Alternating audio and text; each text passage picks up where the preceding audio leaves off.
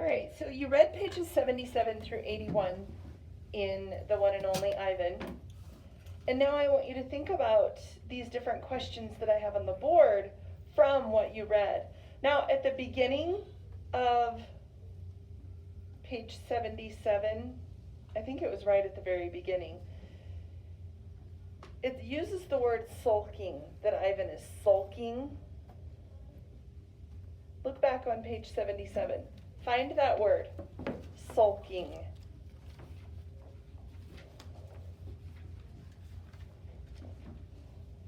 Did you find it?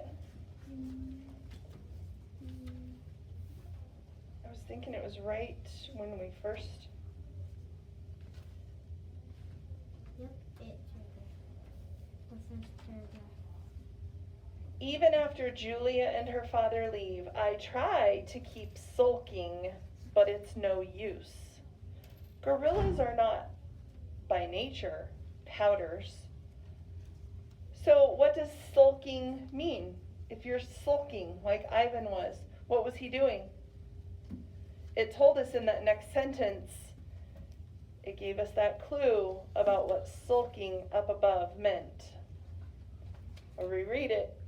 Even after Julia and her father leave, I try to keep sulking, but it's no use. Gorillas are not, by nature, pouters.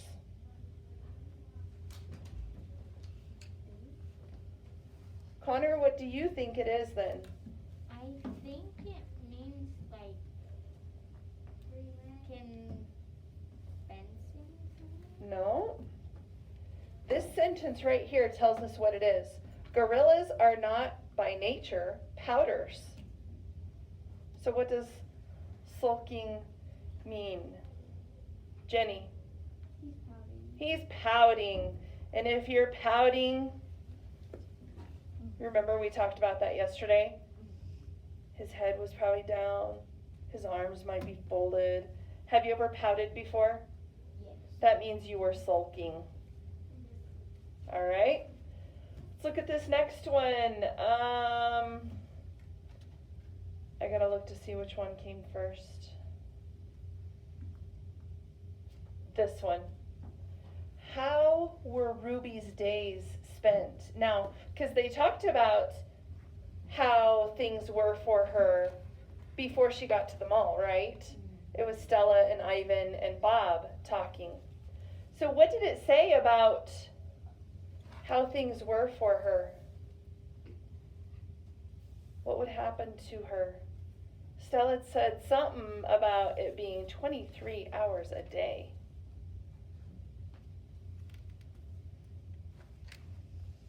That might have been on 78.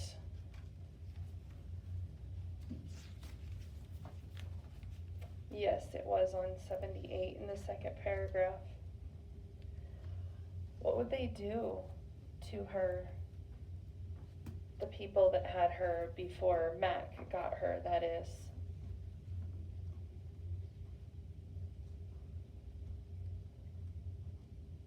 We're using text evidence to answer these, right? Mm-hmm. Okay, so what does the text tell us about how her days were spent? Lucas? They chained her for 23 hours a day. Yes, all 4 of her legs were chained to the floor 23 hours a day. Friends, how many hours are in a whole day? 24. She was only not chained for 1 hour each day. Why did they do that? What did it say in the story about why that happened? If you're not sure, look back into the text. It's still on that same page, 78. Why would they chain all 4 of her feet to the floor for 23 hours a day?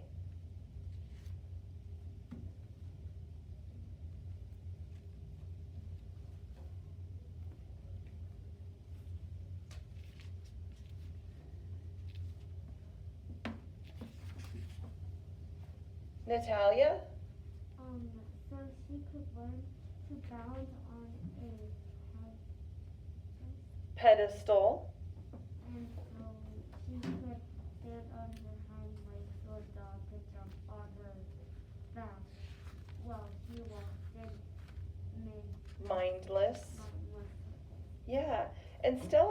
also says to break her spirit. What does that mean? If you break someone or something's spirit, what are you doing, Amy? You're making them kind of making them like not because somebody like probably like how like jumpy and happy, so they make it so she's not like that. Right, you completely change how they act. Okay, because Ruby was part of a circus, right? And they were training her, not in a very nice way, but they were training her to do only what they wanted her to do, not what like a baby elephant would be doing normally. Look at this next one. You're going to need to turn to page 80 for this one. On page 80, the author uses figurative language in the third paragraph. Now, even one small line on page 80 is counted as a paragraph. This one where it says, "Is Stella awake, I ask?" That's paragraph 1. Point to paragraph 2. Now point to paragraph 3. What's the first word in paragraph 3? Ruby. Okay, let's read that paragraph together. Ruby turns her head. Her eyes are like Stella's, black and long-lashed, bottomless lakes, fringed by tall grass. "When is breakfast?" she asks. The author uses figurative language in the third paragraph, the one that we just read. What are they comparing? What is the author comparing in their figurative language that they use? What is it that the author is describing in that paragraph? Ruby turns her head. Her eyes are like Stella's, black and long-lashed, bottomless lakes fringed by tall grass. What is the author describing there? Reese? How Ruby look? Ruby's eyes. Okay, comparing them to Stella's, right? But what do they mean by black and long-lashed, bottomless lakes fringed by tall grass? They describe her eyes as being black. What does it mean, long-lashed? Yeah, eyelashes, because elephants have really long eyelashes. How about this part? Bottomless lakes fringed by tall grass. What? What do they mean there? Haley? Like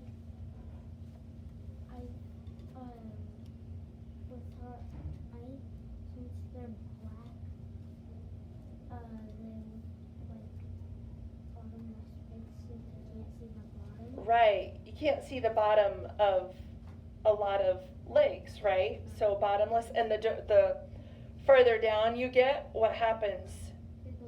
It gets darker, doesn't it? So they're talking about her black eyes being like those bottomless lakes where it's just so dark you can't see anything. What about the tall grass though? What's that being compared to in this paragraph? Connor? The grass, the long grass. What did we talk about earlier though? The torn. What am I pointing to on my eye right here? Eyelashes.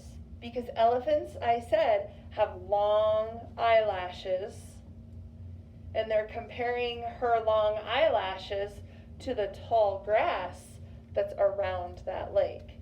Because do you have eyelashes around your eyes? Yes. So that's the figurative language that they're using there. I think I got an eyelash in my eye doing that. All right.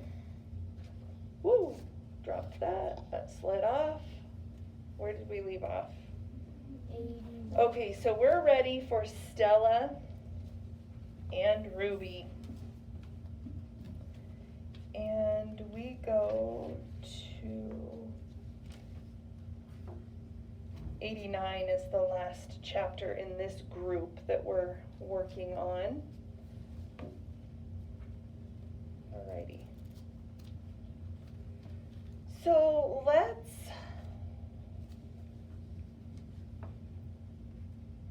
here's what I want you to do.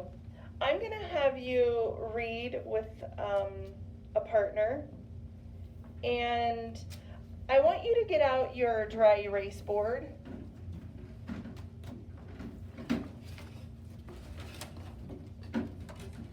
What about a marker? And your marker.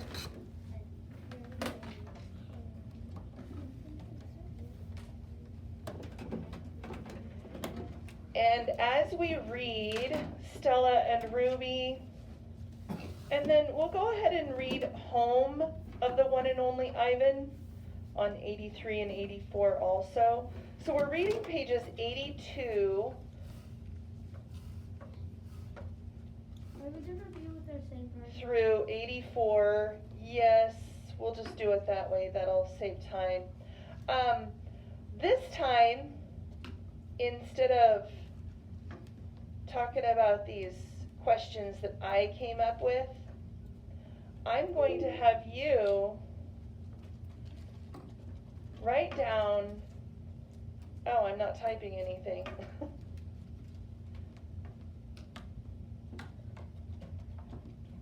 Write down words that you're not familiar with. Do you know what I mean by that? Yeah. Like unknown words, right? Maybe you've never heard of it before, you don't understand what it is.